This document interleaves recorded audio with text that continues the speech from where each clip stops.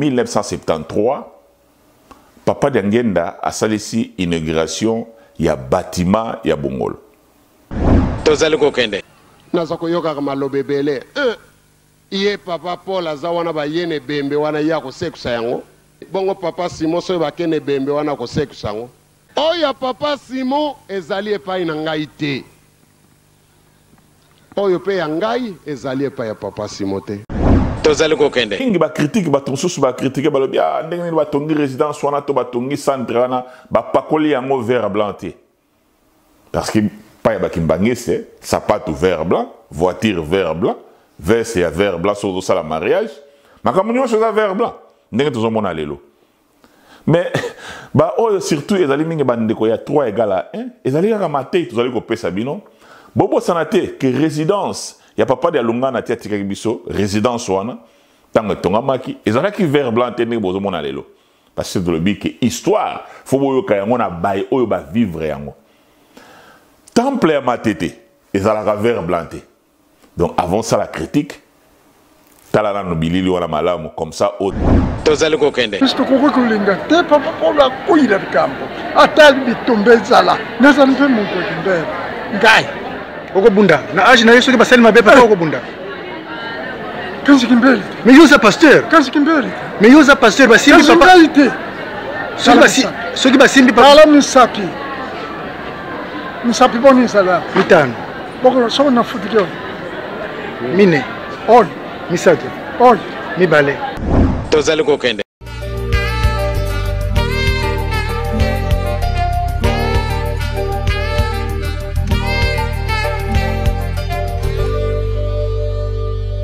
Receive my prayers, oh Lord. I am sure a sinner. Oh Lord of power, you are full of love. Save me with your mercy. I get peace.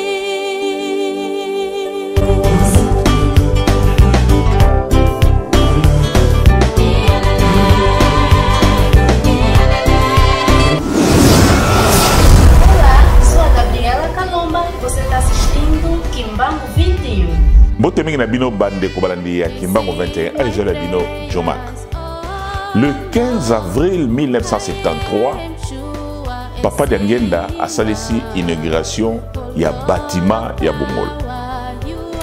Lisolo oyo bokolanda wa ezali lisolo moko très intéressant pambate bokoyoka lisolo oyo na ba témoin oyo ba vivre lisolo yango depuis tokoloba plus de 20 ans ba vivre lisolo yango pe ba sala lisolo yango yango tolobaka biso awa tozalaka na système ya vérité polele sans tricage.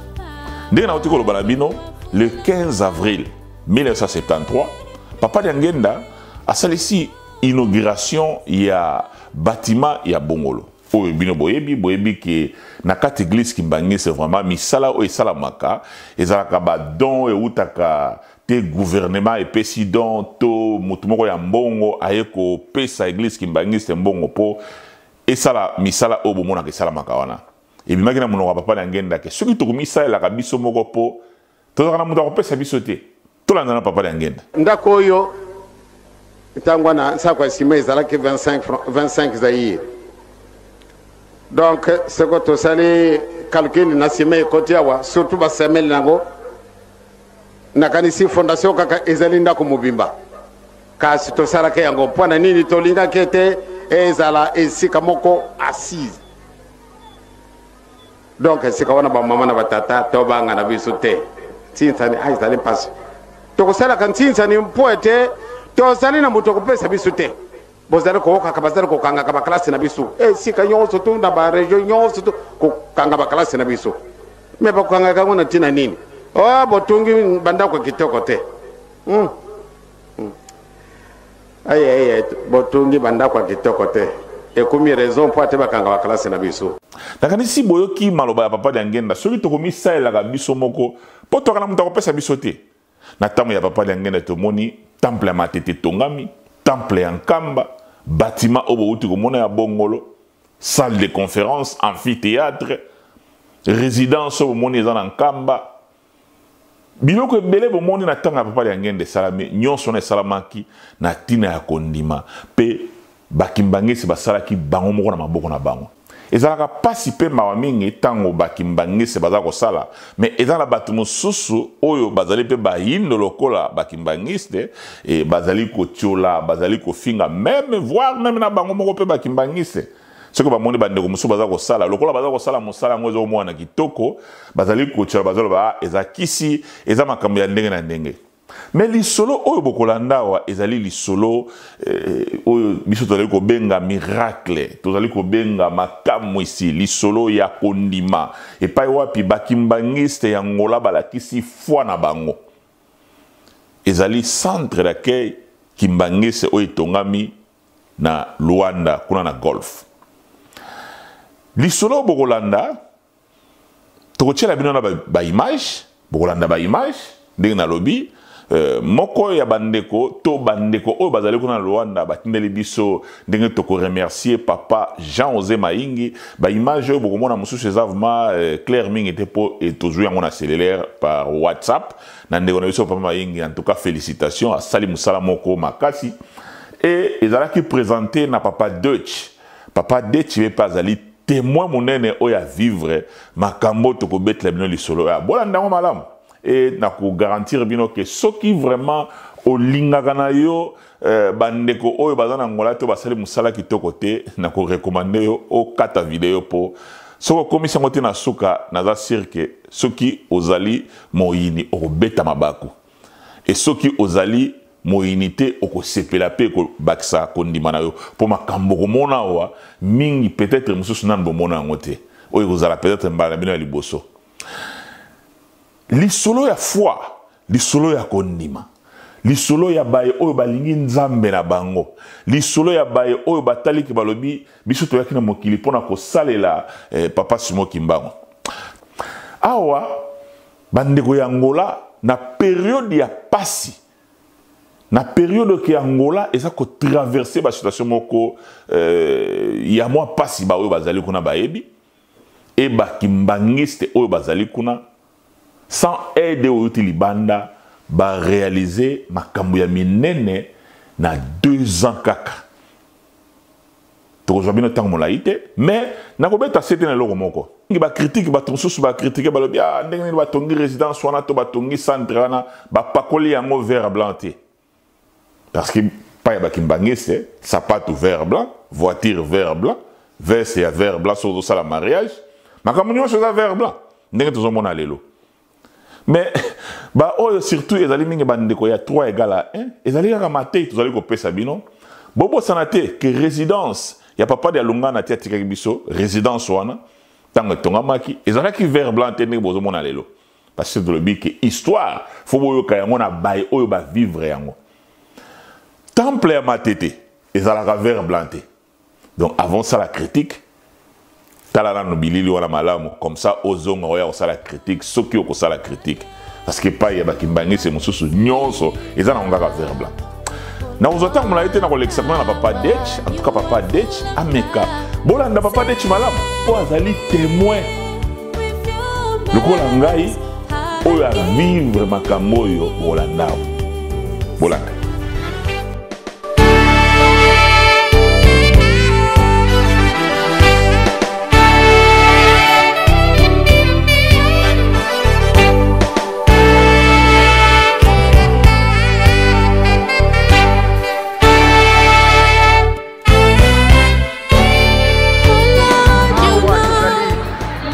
liboso ya entrée principale ya lupangu ya golf tokomeka kokota na kati po tolakisa bino ce dont le monde entier est en train de parler. Aujourd'hui, l'Angola est la vitrine de l'église kimbangiste à travers le monde. C'est vrai, on a Kinshasa, on a Bruxelles, on a Mokoto, on a Dourdan, mais aujourd'hui nous avons la chance de vous faire visiter. Je ne sais pas si on va appeler ça le complexe de Papa Simon Kimbangu, le complexe Kimbangiste en Angola, et Tokota la Kati Poto la Savino. Né Escao Tokomelaki, il y a aujourd'hui 22 ans, jour pour jour, mais Tokota la Kati portail fait échanger, l'entrée échangea, nde esika oyo tokokota tout à l'heure pour tokota na kati tolakisa bino makambo nini Papa Simon Kimbangu azali capable de ça. Tozali toujours na ba festivité ya centenaire, tozali na mois ya avril oyo lingombe bandaki donc tokota na kati ya lupango. Tokoti ici déjà na kati ya lupango. En 1997, quand on a franchi le portail oyo, les places et les postes de côté là qui de toute façon on ne peut que rentrer par une porte. Donc portail oyo Fongomaki, les Angolais ont compris ce jour-là que eloko basenga ki na papa Fongombanza et Komaki. Ah wanatala ezalaka ndako ba pied gauche, mais vraiment il faut nakende lisusu na kati ya mutu na ngai nazoyeba lisusu te. Mais comme il y a les images, bah image ekoloba ekolakisa biso ndenge nini ezalaki. Mais si j'ai bonne mémoire, awa ezalaki entrée principale ndako ba pied gauche ezali pe ndako ya centrale ezalaki na likolo. Mais ndako yango ntango toyaki tokutanaki ezalaki inachevé. Awa soko okoti okomona pembeni ezalaki na barrière ya stop pour contrôler la entrée et la sortie. Il y a des véhicules pour ne pas dire mituka oyo ya leki kokota. Mais lelo ndenge momoni lelo ba mama bafandi ba uti bisika ya ndenge na ndenge. Et comme ne pas rentrer à l'église est comme problème. Mais il y a de cela 20 ans en arrière ou 22 ans en arrière. En peut-être comme en 97. Nazali témoin oculaire. J'ai eu la chance d'être le témoin. Ndenge papa le dit, papa Dieu, il faut dire la vérité parce que à la l'allure où vont les choses, la vérité est aux menacée. Quand on est arrivé ici, ils allaient dans quel état? Et les lots, ils allaient dans l'état nini? Solo, écoutez Kalabele solo. Et Lukuta, écoutez Kalabele Lukuta. Tozali kokende. Les lots, ils allaient le 21 août 1997. Ils allaient ce jour ya liboso oyo memi papa Paul qui solokele kiangani awa na mboka Luanda. Awa tozali plus précisément ndenge bomoni plaque oyo to ba image oyo tokomona tout à l'heure, tozali na centre de conférence Kimbangis, notamment centre d'accueil. Oyo ezali centre oyo leki munene par rapport na ba paroisse nyonso ezali na mboka ya Luanda.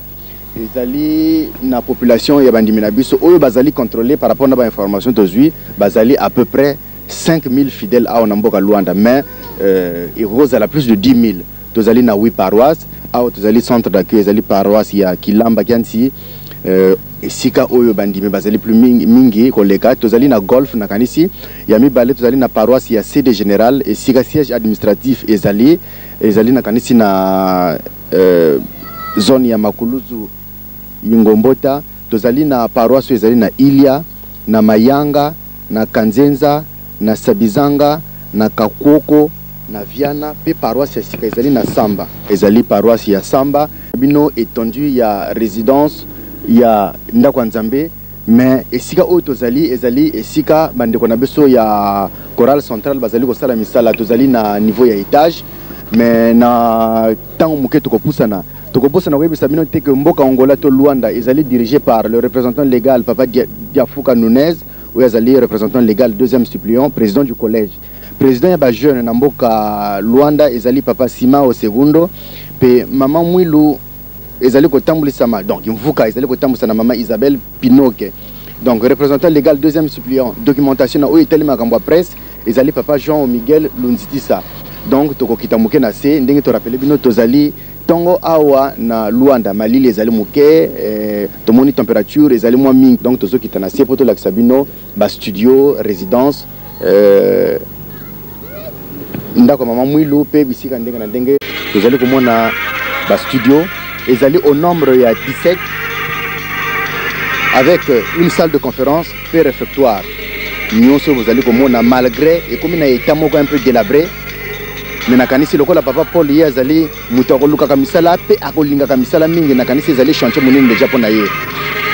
Yango na tomoni oyo ezali salle à manger na sinazalaki salle de conférence 17 studios au total, mais ba fonctionnement ezali bien te tomoni na pembeni ndako oyo toujours na cadre ya bolingo mbeko pe misala balakisi bolingo batosi mibeko siko bazali kosala oyo bandeko na biso ya chorale centrale ndako bazali kotonga ezali ebakata ya ndako nde ba image ko tukolanda tozalaki likolo bakotonga ngo avec je crois plus de 2 étages pe na suka tomoni esika tata surveillant wana afandi wana ezali ndako ya ba surveillant mais ezali na niveau ya sénage tomoni toiture ezali kitoko lisusu mingi te mais nakanisi mosala ezali mosala trabalho na banza lopango ezali tellement munene tokoki koloba ezali 10 peut-être na exagéré 8 fois mpaka.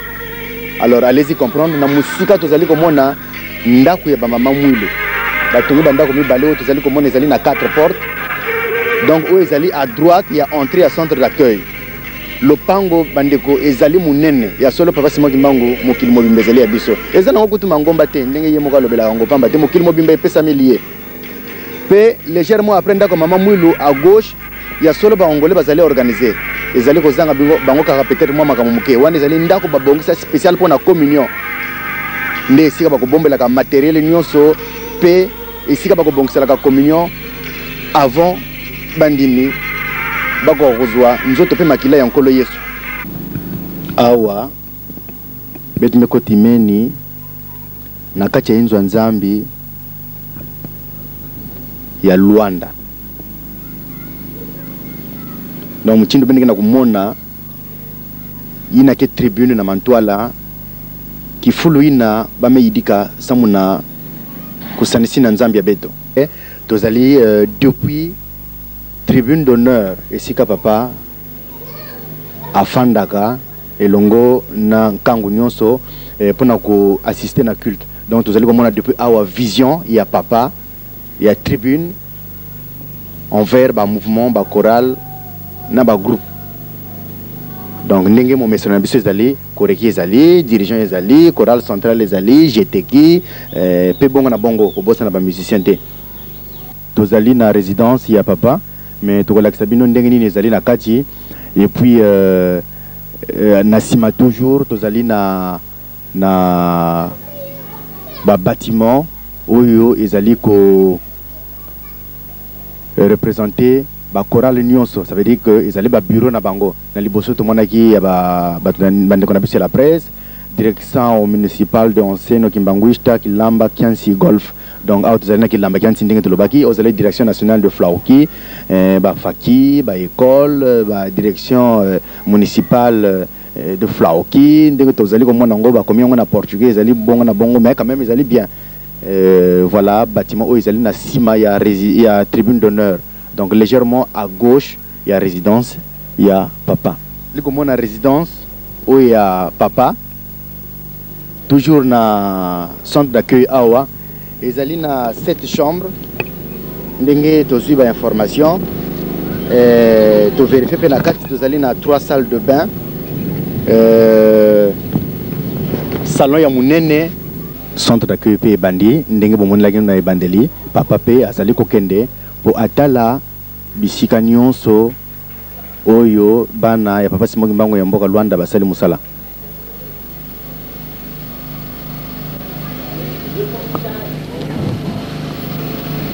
Ezala na molimo ezala na musuni musele ezali na mingi papa longoli sapato kasi bayi nyonso bafanda kana mboka Luanda oyo bazali pembeni na papa bango nyonso bazali na sapato na bango ya wana nyonso wana biso na niveau ya information il faut informer bino et pour to remarquer bisika nyonso l'église Kimbangisi ezali ba bon ezala kutu te na kati ezala na Brazzaville ezala na Pointe-Noire ba bon ezala nango mais structure d'accueil confortablement comme tel ezate na ebité so ezali négligence ou bien na mikolomiko ya to bongisa likambo botala ba sapato ya bato oyo bazali awa originaire ya Luanda bazali ko sala attention te ya mwana papa azali ko bunda ignorance ezali eloko moko toko bunda nango wana na sima na ye ezali ndako ba flautiste ya ba fiskash ba pied gauche a télémis en face il y a ndako ya chorale centrale avec 17 chambres 10 na C 7 na likolo papa pusani azali ko tala ndenge nini esika nini akobetela likofi lelo to mokolo ko ya lisusu atondi na mawa pona komona ndenge likambo kitoko yo et semblait que ça allait un peu négligé. Papa ba pekisi ya kota na salo wana lobité il faut amona.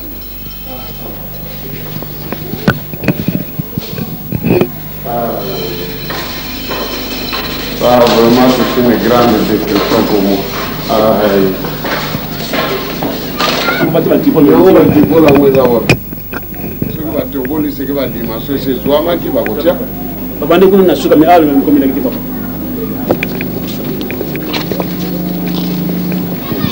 Papa azali kopusana.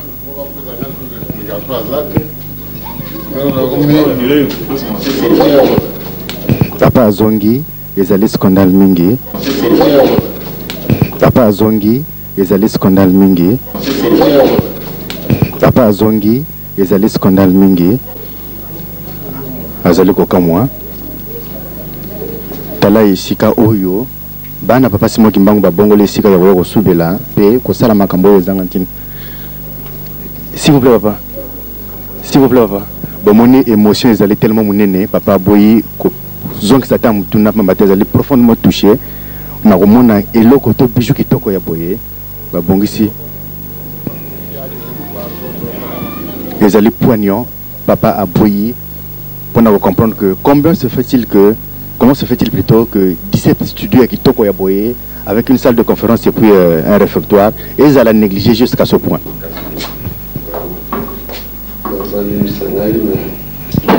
Madame Présidente, biso to yoga na biso bino ba mama bola kana bino na likam pour sala kana bino c'est sorti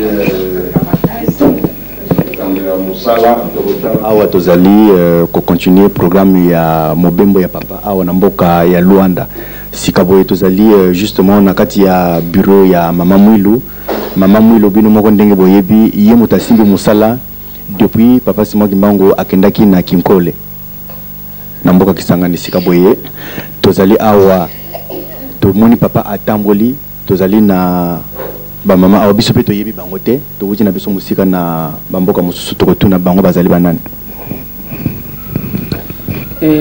na kama za kama ni mosantu tosebili pona arrivé na bino awa na kati na bidama ya Afrique Angola ko to lakisa grade na biso awa na kati tozali mama asali dirigeant ya Nzembo mama ya Simba na kora dirigeant et puis asali membre ya Afrique Mama Linda Raoul azali mama présidente municipale ya Makulusu. Ngai na société nationale ba mama na liboso azali présidente nationale ya Angola. D'accord. Soki tomoni mama Mwilu Afki tolobiyete bino mutu boyambi lisusu mwana na bino. Pambate papa ye azali kaka mwana. Mais lokolo moni mwana moni tata donc to tielika que mama Mwilu akutani lisusu na papa mfumwa mbanza na papa mfumwa longo na mama Kulutu esengoni neza na bino. Tozane sengo mingi pamba te o endeze la kakolela na biso so tani na kati na Angola kwa mandonga pesa sema Mariana kwazala na kati na Angola tina suka ya mukili kasi mama Mariana tina mukolo lelo azonga na mboka ya Zaire wana zalima bongo spatata nzambe to ibitili kamunini kasi biso na Angola tiloma ya misu zaka kana misu pona nini tozangi makile tata na kati na Angola so tani na Congo bazali na Pointe bazali na Kisota bazali na Angola wa mboka mwana liboso ata mwana na bango asalite changana tozana espoir ke tozakolela posta na biso papa Fumandongo atile biso mwana moko suna kati na mboko po bana biso poza le timeli na biso na nzoto awa boyi pamba tito mwana biso bazana kati na biso na mboka awa makamu nyonso ezalaka kitoko kaso bazana biso ezalaka pasi mingi sima makametani mulimo makama mulimo boyi banlade mulimo ezalaka pasi epato timeli ezalaka te. Après avoir fait le tour du propriétaire, c'est une logique, pour le pangoyer, il faut attendre la langue de Kiango et pas il y a papa capitaine, va passer rapport na papa, va là qui si le pango il y a papa va dimension dans mon dengue zali, papa a visité ma studio et tout ce que là qui na awa, les hauts ezala qui salle de conférence, regardez ce que ça représente aujourd'hui grâce à des architectes kimbanguistes.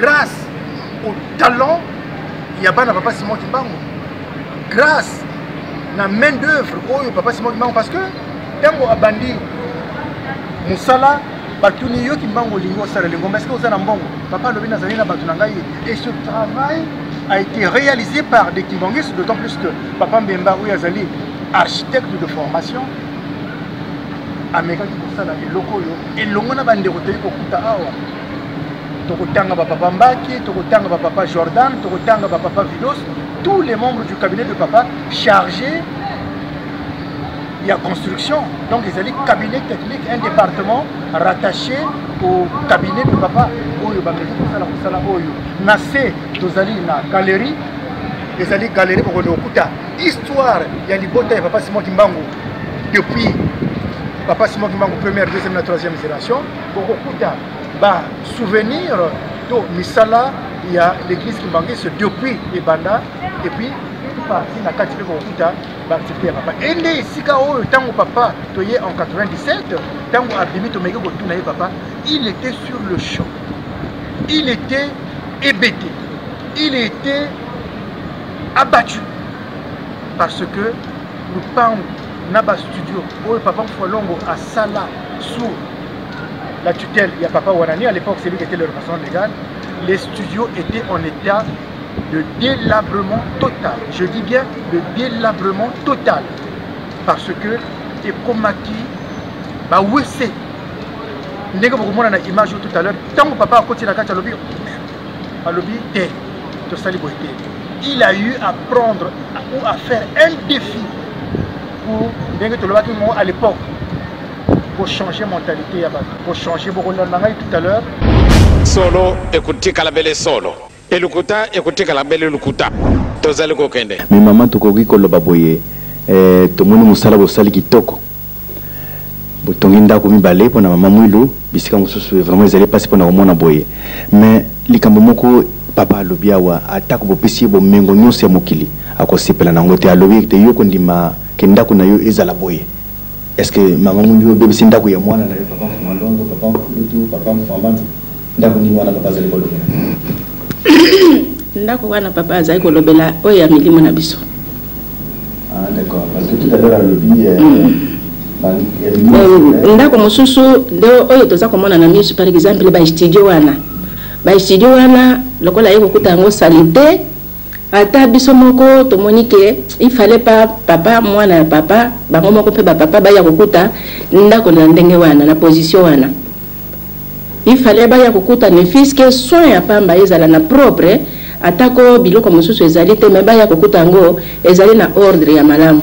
Mais ndenge pe wana to mwana na biso ayiko kutela ngo ndenge wana epesi biso pasi mingi na mtema pe na mawana soni awa tozolo baboye donc totondi na soni surtout parole wana bimisi ya kolobake ezali malédiction alors la place wana biso tokoki ko sepela te en tant que biso toza ba mama donc même écoute pona lelo te papa yé proposition wana to si tozwa yango déjà que toko récupérer ne fils que deux studios kuna pototi yango soin na tango wana soki bapa ya moko ya honneur ba yeli biso tokoki kolalisa ka bango kuna proposition wana to si tozwa yango kala parce que lokola biso tozali na sous commandement ya batambusi valeur penza oyo bapesaka biso ba mama eleki muke omoni ale bango lokola bazali likolo na biso moyen pe biso to pesa bango commandement ke bino il fallait bosale la boye yango na tozalaka na posa wana ke biso tokosala tout luka moyenne ne fiske de studio wana biso tozwango totia biloko na biso nyonso ezala na ordre ale tokangi fungula tosepeli mingi bosepeli na biso eza makasi mingi pamba te lokola ndenge oyoki koloba te susi ya makasi biso piawa fo pike ezala mpona ntina ya bango makambo mosusu ezaka na kokoso te. Par exemple na kopesa yo toshi totongi ndako mosusu ya ba mama kuna na munisiki na Petro Ngola kasi batata baza ko respecter yango te bakosala ndenge bango balingi ndako wana ezana de proposition ya mama Mariana to bongisa ndako wana bien kasi pasteur azana droit kamata mopaya bana sambo bana muambe akoti na ndako wana siko baza kosuba na milangi baza ko bima soko protocole lobby akoloba te mutaza ko mandare ezaliye bakitu yoto tikanda ko na mpo eza kaswe par exemple ko na bango boy to moni aza ko luka iloko moko ya swe soki sa ndengo epa na biso ba mama ya koloba te to sala kana biso kasi epa yo ba pastele ba konji epesaka bango pasi mingi pona nini ndenge nini biloko wana na ndako ebimaka te ngai nazaki na nkamba me yokuta siko bakiti nyonso ko bimisa ebuka ne beba etali bango te siko tango na lobite tolingi tozwa bapa ya bana ba papa baza ko ya mingi malamu eloko tokokola gisато ko vanda peta mususu ko solola ezali yango balobi te mokonja zala kaka moko bakonja zali bango siko protocole wana kipaka ndako na babutre fungola babatia libanda lingomba omoni makambo na soko papa bazana biso awa na kanisi ekoiko sala mate bongo lelo banangai yangwana lokola bango baye bango nzo bato bakuko bundira biso tumbaona balo bana batata biso mpito pona mimputo sala misala yango mutu yosa ye bate soko mutu batie liboso mpo asala misala yangwana lelo ba yasuka yangwana na comme na tata mwana peli mosanto bomoni esile déjà c'est-à-dire bozoko sentir kanda ezali na ba mama Mwilu andimaki azala soutien de l'église donc yé motazali ko kamba l'église c'est vrai que ba problème ezali belé mende surtout bazali ko viser na soutien na misala donc wana tuzali na moi reportage c'est vrai bazali na poser loba poser ko sala mais na kanisi papa azali bien placé pour ko traiter tout ba dossier wana na o itali makambo ya misala solo ekutika la belle solo elukuta ekutika la belle lukuta tozali ko kende. Les studios étaient en état de délabrement total. Je dis bien de délabrement total. Parce que Ekomaki, bah oui c'est. Tant que papa a continué à lobby, il a eu à prendre ou à faire un défi pour à l'époque pour changer mentalité. Vous savez tout ça, mais dans la photo. Vous savez ce que c'est la saleté.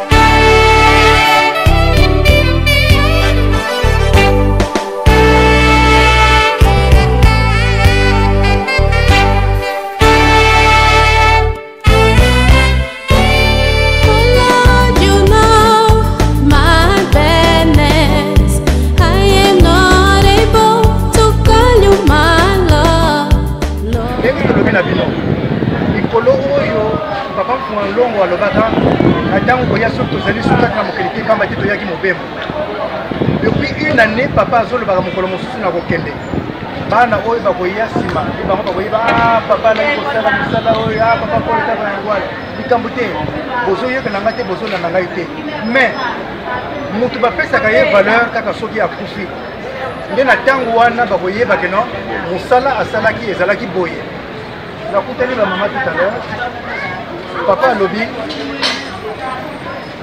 ngai nazali kosala mpona bikeke bambuta bangudizame bamama zane masemama tosala kino mana mbandu zina zikwiza bamona basemeto yamboli bavenge mama mbute na biso bamama toyi kokuta bamama awa bakimbangiste mais papa lobby boloba solo ntango toyaki mokolo wana tokotaki na porte oyo en 97 lelo esali 21 ans et demi tozokendo lupango ezalaka na ndenge mosusu tokokuna bamama mama présidente azali ye akoloba na biso mama kiambote ntango papa ayaki awa en 97 en 97 lupango ezalaki ndenge 97 lupango ezalaki ndenge nini. Merci mingi papa journaliste na mutuna bopesi biso ya solo na 1900 tant papa komaka mbala liboso mission na biso ezalaka boye te nga naza témoin kokoma ya papa à partir ya aéroport nga nazalaka kuna na aéroport ngai na mama mambo Joana bapapa nona jafuka bapapa wanani na bapapa mosusu tozalaka na aéroport toyambaka papa na biso na butu wana Bangeta Tanzania, yonge for Yesu Kristu, yonge mbebe ndongo. Papa mkulo tukutone. Papa mfumambani tukutone. Papa mfumandongo tukutone. Kalinge utuvele tumuki aki. Vididiato tuto Luanda. munsi akati kwa Angola unakabinda nsuka mbadu kulwa ntoto natesuka bitumbu ya ndongo paka kala yebau kala yebeto betu bwana kuno basema watu panga mabanga mna wisa ekeno lelo luvo mtulombele nani tuzao yibila miao tablo atukeba keba ba umpe bato kala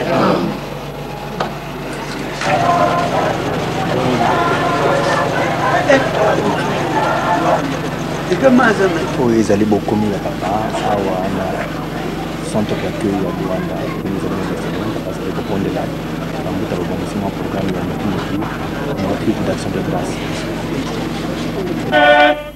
Kevo makasi natubiriri kasinge kwa tena na utusore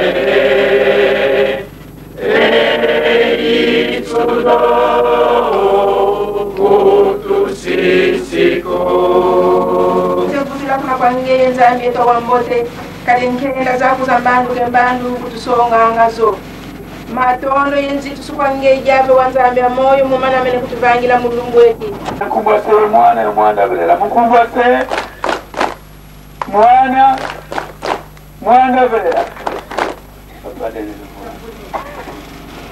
Luanda oye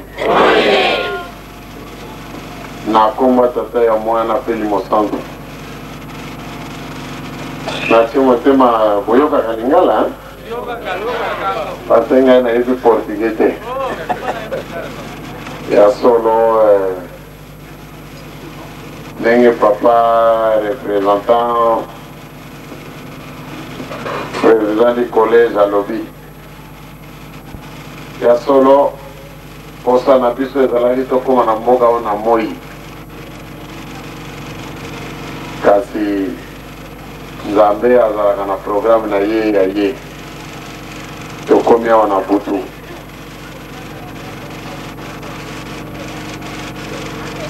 ya solo nazali komona bino malamu te nazali mpe koyoka bino te kasi totie motema lobi tokomonana tokolobana malamu soki nazwi maloba ezali kaka mpona napesa bino merci bana bambuta moto baye kozwa biso na aéroport na bino bato tokuti awa topesi bino merci mingi na ndenge boyambi biso epui na mbote bopesi biso toyambaka papa na biso na butu wana ezala kati ya mission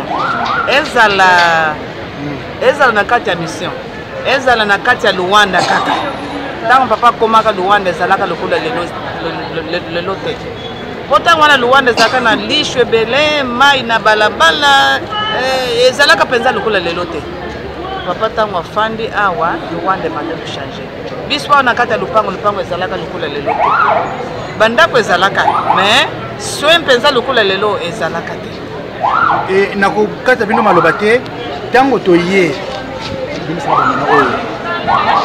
papa atamboni na lupango atali basudio nyonso asali le tour ya propriétaire mokolo lupango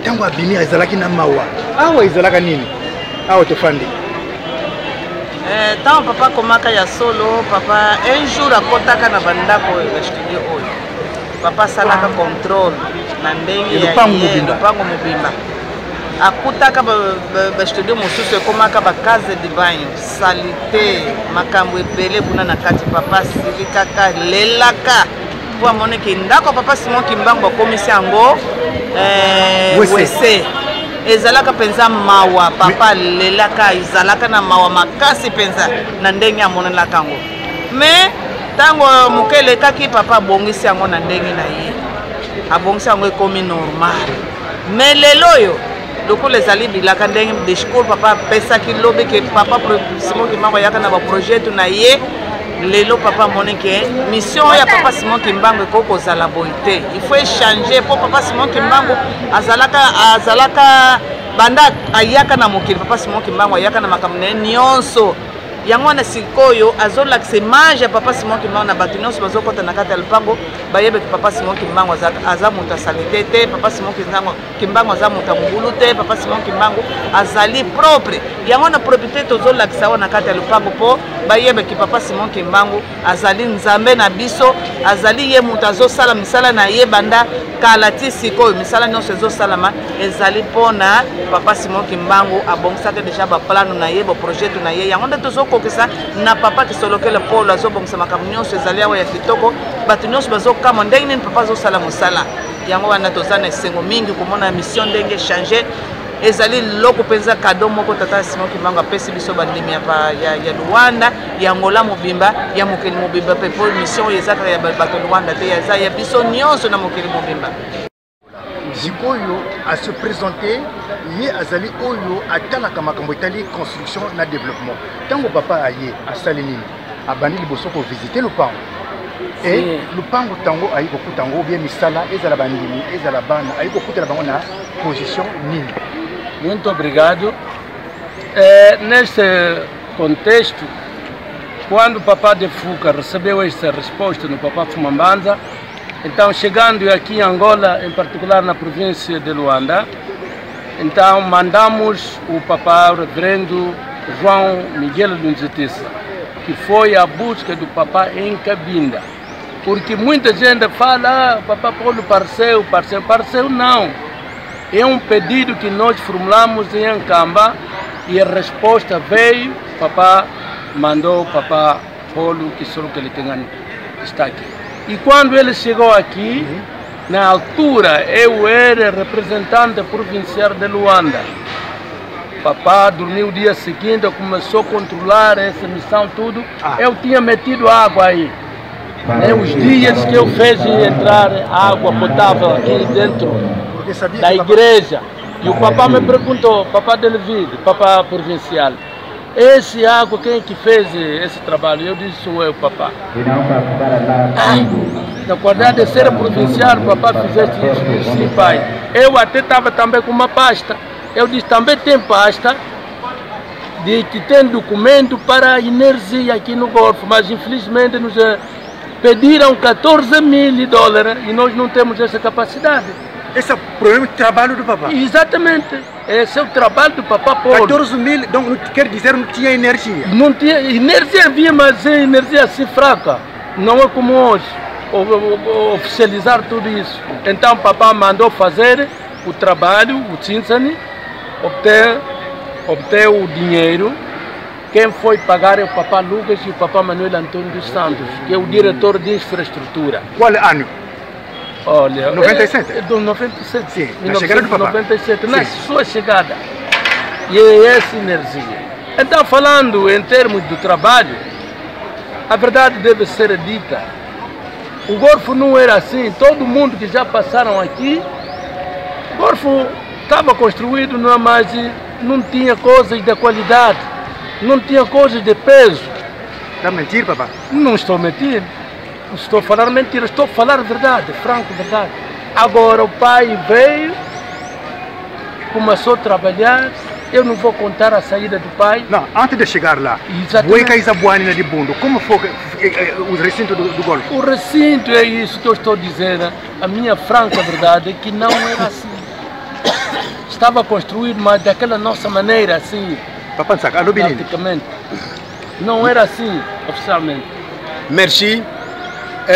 Papa représentant a pesi histoire ya bokomi ya papa Paul nakati a Golf tango auti Cabinda ayewa yeko kuta paroisse ezalaka paroisse kasi misala ya liboso bandilaki asali visite ya paroisse amonike déjà mai ezalaki à travers ya papa représentante provincial lelo ye mutakoma responsable ya construction kasi na époque azalaka représentant provincial de Luanda. Aye se papa tu to koti mai ezali. Kasi kura ezali kura moko kaka ya bongo ya muniato. Na nyongo. Quanto? $14 000. Alors, papa Paul a sali ndenge esengaki à partir ya wana tozwi kura oya stable yango ezali na lelo.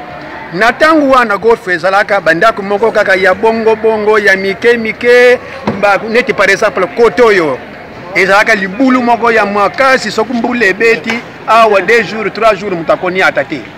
Alors ntango papa amoni position golf ezalaka amoni ke ifare pa esengeli te ke golf paroisse ya boye oyo etali ke centre national ezala na position boye wana asali levantamento asali projet surtout yango golf lelo échanger ndenge ekomi boye ville mobimba ndenge bozomoni lango toloba vérité ye azali pasteur azali azalaki mokonzi de la ville ya mboka Luanda. Papa quelle est fonction ya département bino eza nini? Departamento representante de infraestrutura de construção, o departamento de construção da igreja. Papa nos fala na verdade. Yo koki kosala misalo yo ne tampouco eu sempre parce que awa na lingomba ekomi bokonzi likambo te bapesi yo bokonzi yo koki kosala mosala oyo.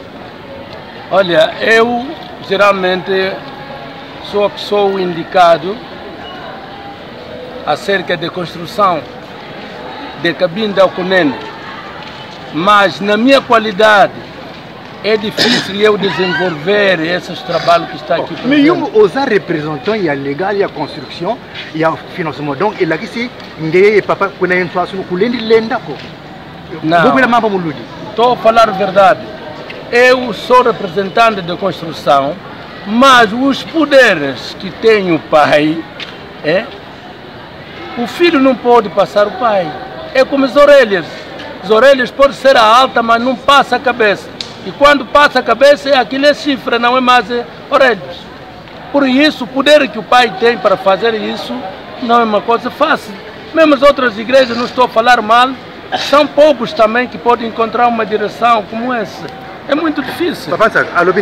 Merci, papa, représentant à lobby. Na mutuna ba pesi était est-ce que yo zali représentant légal chargé à construction?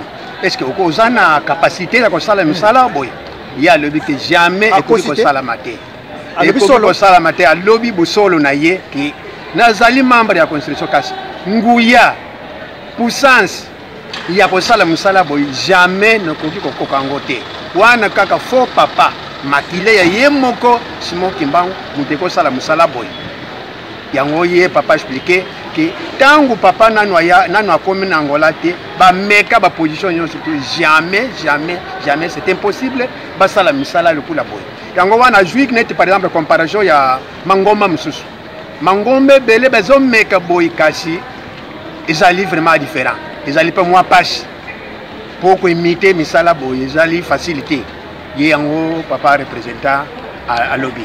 Ce qui papa ayaka na Angola te na comportement ya angolais o verdadeiro angolano alingi masanga alingi basi alingi Afrika Austral oyo nyonso na se sika portugais leka alakisi bizaleli ya mabe soki papa ayaka te comment sera bino ou bien biso tofanaka na Luanda na bana na biso na ba famille na biso parce que on dirait ayiko toka kaka banda kote tambe na comportement loba vérité soki papa ayaka te ndengo yebeli sábado do angolano na verdade ngale ebi ngala bien te kaka wetu zo yekula na église ngana nazo yekula na église te loba ngala na condition ya bisu bangolais omoni ke tango ndenyi ngala tango na yeto yaki na Luanda ngana na Luanda na 1978 mais tango no kumya wana nazalaki na jote pela na ba kamala na ngato zokenda praia ko sepela na praia na mayo normal mais ali me be ko pona biso ke bangiste to kenda na praia omoni ke tango no mona ki ke zele no zolanda yango ezabiete na zongi na continuer na église mais ce papa était on m'a dit que nous sommes kokende ba tu nous sommes ko mena mingi bazongi na ngomba wa pona papa azali te papa ozokosa papa mingi bazaki na babasi mibale misato okomela kosala mosala mobulu kuna ntango bango papa ye otungi milimi na biso tozali awa mingi bazonga na lingo sida mpe mingi bakufi na sida oui mais papa azongisi bantu nyonso mpona ndenge aza koteya biso papa namoni ke obuni na portugais na lingala lobango na portugais na verdade si papa no foi aka qual será o comportamento do Angola papa não viesse em Angola era terrível porque o nosso comportamento era da juventude, o nosso comportamento era militar e não podia saber. Eu, por exemplo, digo uma verdade, era difícil eu lidar-me com um irmão que vem do Congo. Por exemplo, no passado, o GTG Central, nos sadávamos, nós lhe chamávamos heranças e eles chamavam chungos, mas o papá quando veio destruiu tudo isso. Hoje nos comemos juntos, onde eu encontrar pessoas do GTQ, seja de que nacionalidade, chego que eles vêm a comer também como, ficamos a brincar, porque já nos uniu uma. Está mentindo ou é verdade? Isso é verdade, isso é verdade. Eu veja, antigamente eu desprezava Lingala, por isso eu não conseguia falar, mas com o papá, viu que eu tentei falar um bocado de Lingala, porque é trabalho do papá. Você, donc, eu changei, mudaste? Completamente. Vamos fazer para isso. Não estamos a sério. Eu postava na igreja, eu postava aqui no filme. A verdade que te digo, eu não consigo chamar meu irmão zairense. Já não consigo, porque o papai nos instruiu, nos fez sentir que, na verdade, somos uma única pessoa. Só o bem do mundo é que está a nos destruir. Papai está a falar a verdade? É verdade. Nosso pai, em princípio, nós, como angolanos, é que pedimos no Papá Fumambanza, através do reverendo Miguel Nunes de Fuca. Ele disse, Papá Fumambanza, no Congo Brazzaville, na Europa, em todos os cantos do mundo, tem o seu sangue, que são os seus filhos. Mas nós já em Angola, infelizmente, não temos um filho dos papás. E nós queremos, em Angola também, tem que termos um filho dos papás. E então o Papá Fumambanza diz assim, Papá Nunes, e ele respondeu, Papá, a cabeça se não dormir é difícil sonhar. Aquilo que você pediu, você vai obter a resposta amanhã. Depois, dormiram no dia seguinte, o Papá Fumambanza chamou o Papá Reverendo Miguel Nunes de Fuca, que era presidente do Colégio Nacional da Igreja Quimbanguista em Angola. Ele diz, aquilo que vocês pediram, vão em Cabinda, onde se encontra o meu filho, o papá, que só quer que engane polo, é esse que vocês devem ficar com ele em Angola permanentemente. Papá Takalo, alô Benini. Merci. Papa Reverendo Daniel Capitão, alô Biboi. Biso awa na Angola tozalaka ata mwana moko te ya bapapa. Wana lingombe zalaki na bomoko. Président du collège na époque ezalaki Papa Reverendo Miguel Nunes de Fuca.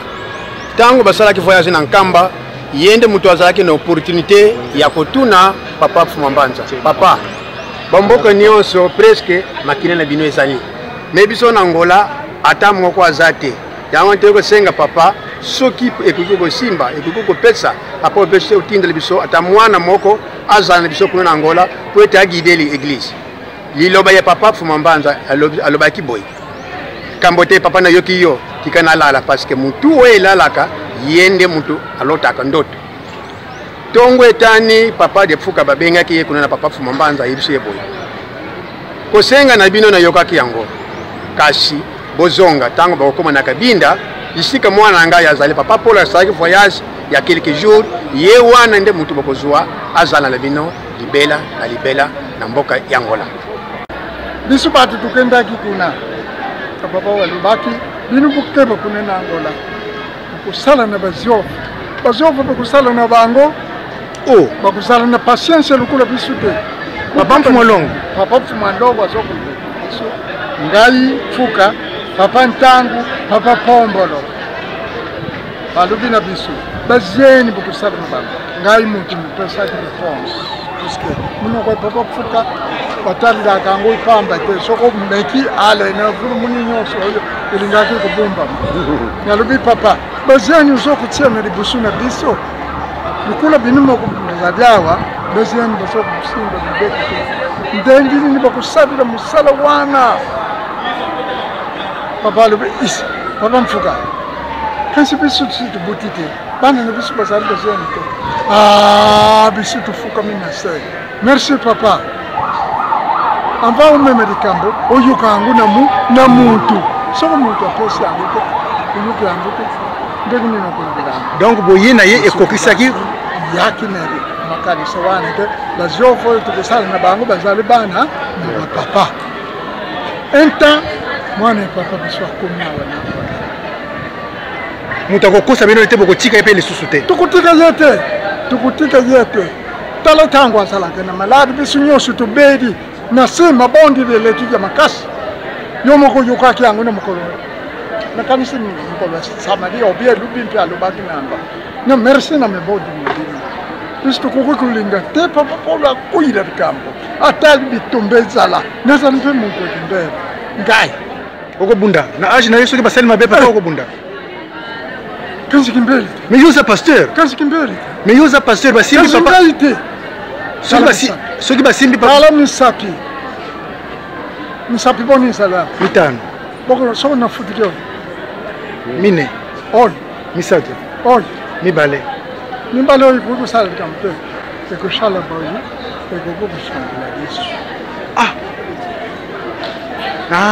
papa ata ndenge nini tuzali awa na lingumba okuka kumeka boyi te okota awa na lingumba kala okokota metango okubime okozala lisusu na sete parce que bomoni mpasi mingi parce que bozalaki na makili ya papa simaki mbango te papa biso tunyokami bato ndele kutu tokangami 47 personnes na tilelo papa Paul no bandiki na ye bazalaki eloko moko tokoki kokabula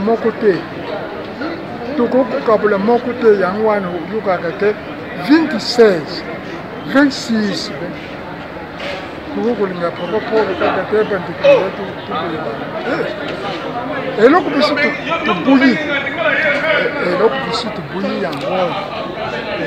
tubuyi yango oyo ezali te ete tulinga papa Paul endimina ye 26 elakisi nini bana 26 babutamaki na batata misato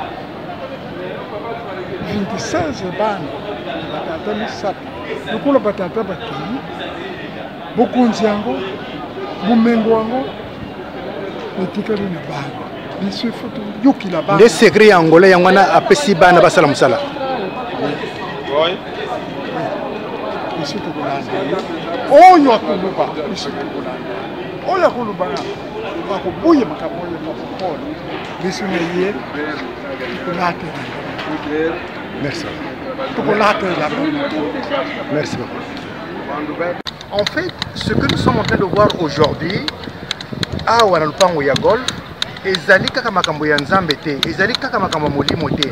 Mais papa exceptionnellement alingi atia touche azali na vision ya ndenge mosusu. Par exemple, tomoni ba fleur. Pour na papa, ba fleur ezali quelque chose de très important et c'est quelque chose de très capital. Ba fleur, tomekaki kotuna papa lobi na biso ezali sainteté. Ba fleur trinité ezali na kati même na likambo ya tata nzambe tange bandaki balobelaki likambo ya jardin d'Éden. Le jardin ça veut dire il y a tout. Okomona ba fleur, okomona ba nyama, ba bibwele, makambo ndenge na ndenge. Mais lelo tokolakisa bino kaka moi aspect il y a ba qualité ya ba fleur o ezali sous le contrôle ya papa de presse na papa Nikez. Tous les jours papa azali kobingisa mbongo ebele pona koloba na bino, il y a pas seulement la spiritualité. Il n'y a pas seulement le côté culturel, mais il y a le côté aussi paysage, il y a le côté nature. Non, papa Simon Kimbango est multidimensionnel. Et au côté de la papa Nyonso, papa 26, balingi ba fleur. D'autant plus que l'air de mon aka na ba événement mingi bandimi pe lokola ba yedi relation entre papa na ba fleur, ba pesaka toujours bouquet de fleurs et zali na tina mingi. Moussala ni papa salaka. Il n'y a pas seulement les bâtiments. Il n'y a pas seulement que ton ami bateau. Il n'y a pas seulement côté ya batata na ba maman, bana bilenge, mais oh yezali exemple, il y a la nature pour vous prouver que papa azali oyo asimbi otobengi écologie, asimbi otobengi végétation tout kaka na libanda lupango te mais lupango mobimba okokutana na ba pot de fleurs ezali. Ba qualité oyo yango ezo sala tango zo ya na ndako nzambe, rien que en voyant des pots de fleurs avec des fleurs boyer, ça fait plaisir et là ici dimension de la spiritualité. Il faut savoir que papa c'est quelqu'un qui a du goût.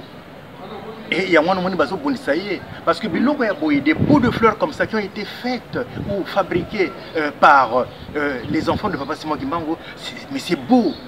Et les fleurs c'est la nature. Et nature wana yango papa ayiko lakisa na biso batamokili.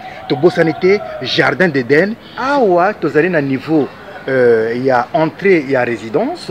Beaucoup mona tout ce design a été, si vous voulez, imposé par papa parce que Alingi a impliqué ou a imposé, non seulement imposé, mais qu'on tient moi caché moi timbre pour la beauté de l'église kimbanguiste que Bana, il y a papa Simon Kimbangu, ils sont capables de faire quelque chose de beau. Voilà les jolies fleurs où ils allaient exprimer la spiritualité, la sainteté au sein de la famille Simon Kimbangu à Wana Golf.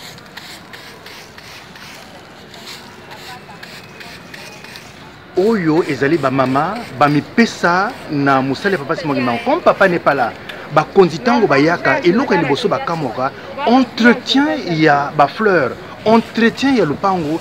Ezali na maboko toujours ya papa Simon Kimbangu bana na ye oyo bazali ya solo tango batuna ki mais yo lingo tonga lingomba o sala ndenge est-ce que ça alobi bana na ngamba bazali donc ba fleur tango zo koya automatiquement ba yebi que papa c'est quelqu'un qui est fort dans les détails donc ba fleur o tango zali koya ba ko loko tango po te ba zongi sango liso na mabele po ekoma fumer mi ama to tanga fulu bia on so tango za on so na pusa ko mama kiampa si bien fio bien mu kiese no sai nanga kisalo kiki ingeta papa mukese tusalanga foke fulupaka kikala kibebe kikala kiambi tumonanga kiadi foke fulu mshingilanga nzambe tukakileni ukala ku mvindo mpota tuenda totiangi tuenda twaloza papa kazolanga mvindo ko kakosola mvindo ko papa kali hani nzambe tutondele mama nkumba kunani mama Martha omoni mama Marthe bango moko bayebi ba consigne ya papa soki ba fleur ezali ko koya lupango ezali salite papa akosepela te parce que voilà culture papa ezali ko pesa biso en dehors ya makambo ya nzambe to yebi batu nyonso bakolobana bino ke to yaki po to bikisa molimo mais ba condition que tozali ko vivre c'est aussi très importante pour vivre na qualité wana mama tutonde.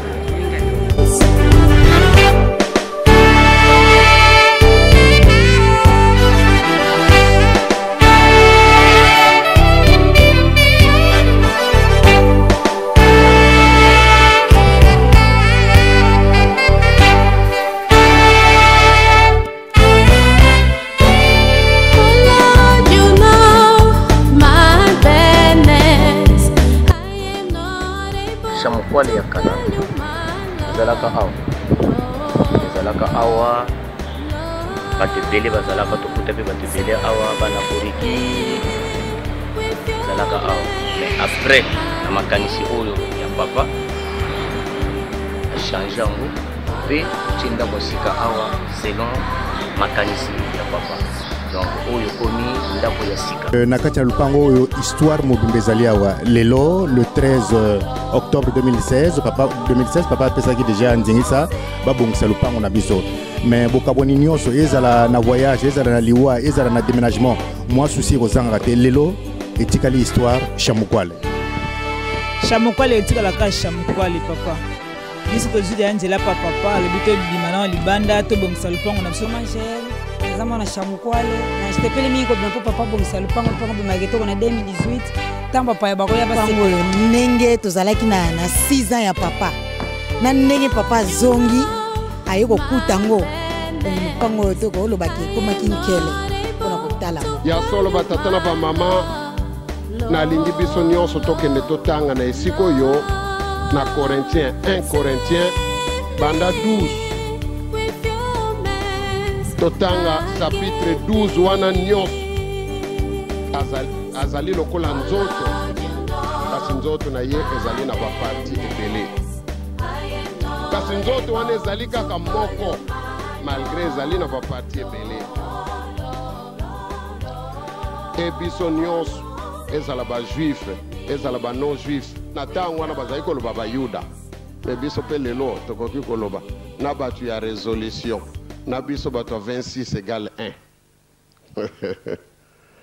baesclave ou bien bato bazali libre babatisaki biso mpo tosala nzoto moko kaka oyo epesi molimo moko e biso nyonso tomelaka kaka na kati ya molimo wana nzoto na biso ezali kaka na membre moko te na parti moko te me nzoto na biso ezali na baparti mingi soki likolo ya moto elobi kimbangi so ye ngai nazali liboko te donc nazali membre ya nzoto wana te mais il ne cesserait pas pourtant d'être une partie du corps likolo ekoki koloba te batata na bamama eloba ete ngai nazali liboko te donc ngai na ye tozali eloko moko te bozo kolanda bapesi exemple soki likolo elobi ngai naza liboko te mais na liboko na likolo bazali kaka na nzoto moko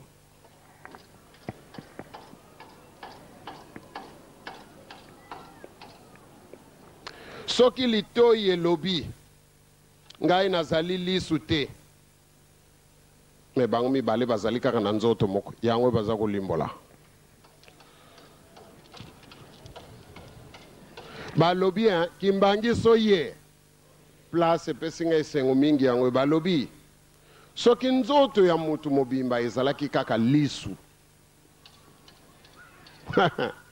yango batuni awa si tous les corps n'étaient qu'un œil soki nzoto ya mutu mobimba ezalaki kaka lisu akoyoka ndenge nini kimbangi so ye boyoki soki nzoto ya mutu ezalaki kaka lisu akoyoka ndenge nini parce que lisu musala na ye nini kasi lisu eyokaka te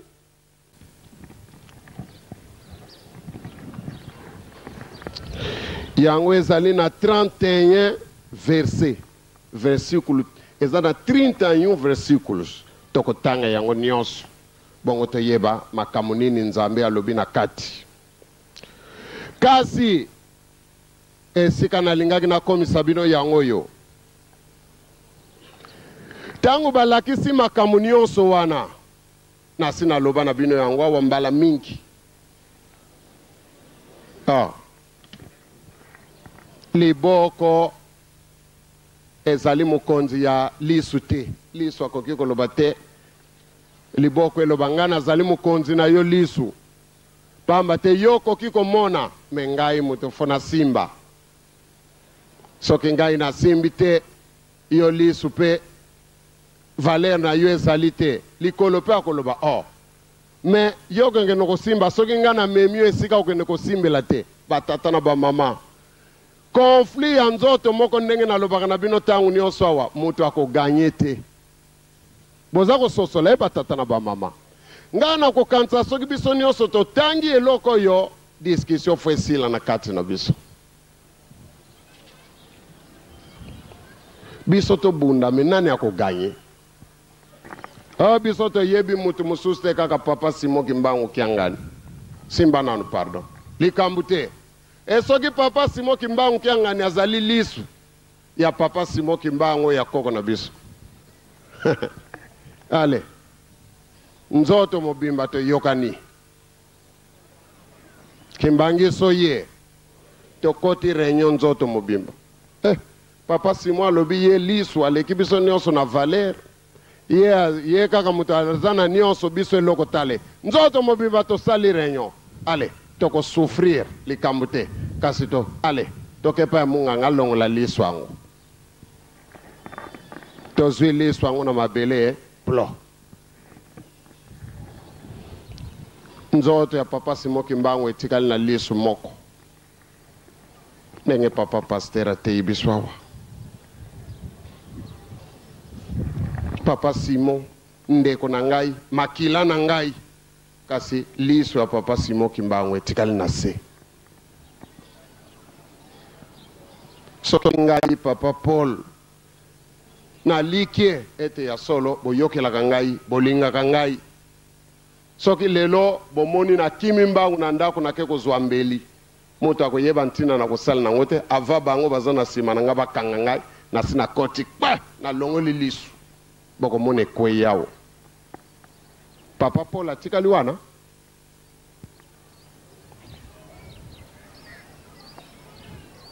Kimbangiso ye. Papa Paul atikali wana tangu liso kolonga na simbia liswa boye kozwa ngai batienga na voiture bakimisinga mbangu na l'hôpital liswa netikali wana. Soki batuni Papa Paul aza wapi bakoloba nini? Kimbangiso ye kasi bino bobani kopesa kama ba réponse na CC. Soki batuni Papa Paul ake wapi bakoloba nini?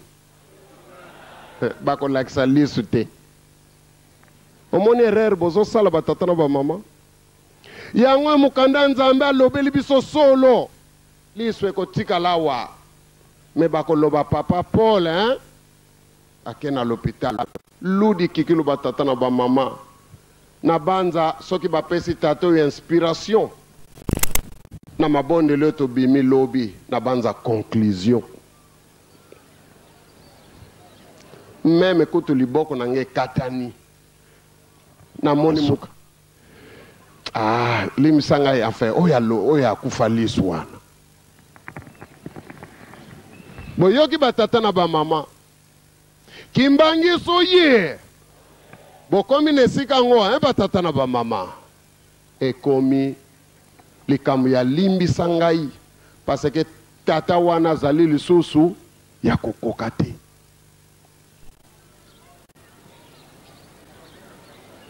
Otali omoni erreur bozali kosala batata na ba mama yango wana erreur bozali kosala kuna balobeli makambo ya badon balobi badon mususu ya kosalisa bato maladi mususu ya kopesa sango ya tata nzambe badon mususu ya koloba na balangi ya mupaya badon mususu ya kosala miracle badon mususu batata na ba mama ya sagesse badon mususu ya mayele ya classe badon mususu balakisi makambo ebele botanga mukanda wana nyonso tala badon Papa Simon lelo emonanaka kutu lokola toloba yango te biso on dirait biso mutu tolingi te Papa Simon Kimbangu kiangani azala mokonzi bato siko babimi groupe bato baye ko défendre ben terrain na ye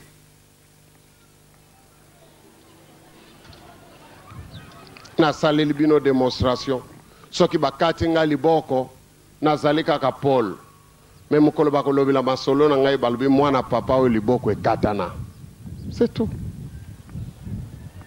ezali caractéristique na ngai bakeye pa ya Papa Simon asaleli libondeli to mutu akeye pa ya Papa Zako to mutu akeye pa ya Papa Armand asaleli libondeli ayoki malamu ale moto alobi moto wana aleki pa Paul na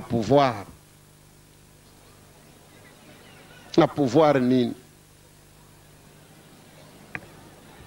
otale oya Papa Simon ezali epai na ngai te oyo pe ya ngai ezali epai ya Papa Simon te nzambe akopesaka yango na moto nyonso moko te akokabola bino kaka na mayela ki moto nde tokomonaka yango ndenge wana batata na bamama tofungula matoi na biso toyoka matei ya nzambe botika kokompare kosala bakomparezo ya bozoba wana batata na bamama naza koyoka maloba ebele ye Papa Paul aza wana bayene bembe wana ya kosekusa yango batata na bamama soki mosusu pe oyo alingaka papa Paul atuni bongo papa Simon soyo bakene bembe wana kosekusa ngo ale boloba siko suite kozani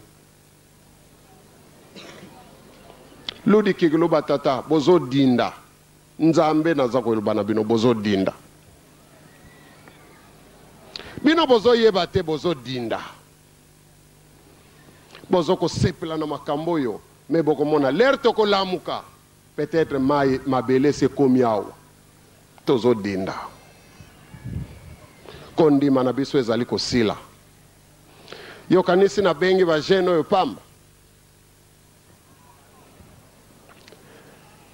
botalaka tango bango bakososola biso botalaka tango bango bakososola makambo ezali na mukanda oyo nazali koloba na bino bozela boko ya s'expliquer conflit nini ezalaka na ba jeune na ba mbuta boko comprendre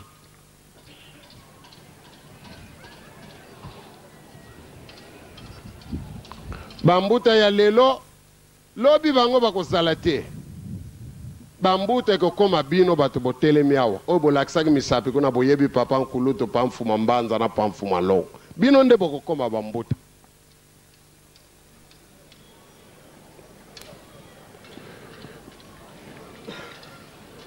bino bato bozochola bapapa Nunes bozochola bapapa Wanani bozochola bapapa Costa bozochola bapapa nyonso bavandi kuna lobi bino mutu bokokoma bambuta bino bokondima biso te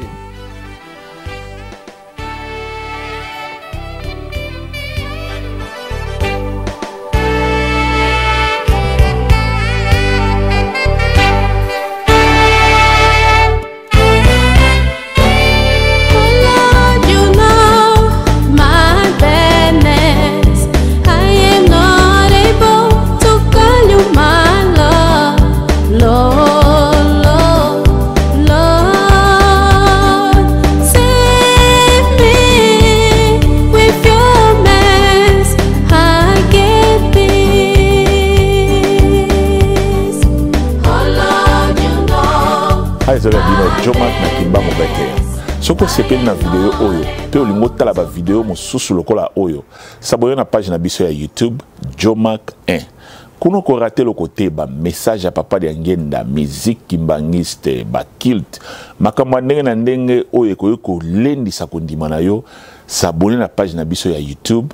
Kuna en tout cas oko sepela oko mona makambo mususu nano monate parce que biso a to na système ya vérité pour les sans tricage. Kimbangu 21 Kimbangu 21 is number 1. Vous êtes bien sur Kimbangu 21. Kimbangu 21 is the best. Kimbangu 21 is number 1. Kimbangu 21 Njomambo. Vous êtes sur Kimbangu 21 number 1.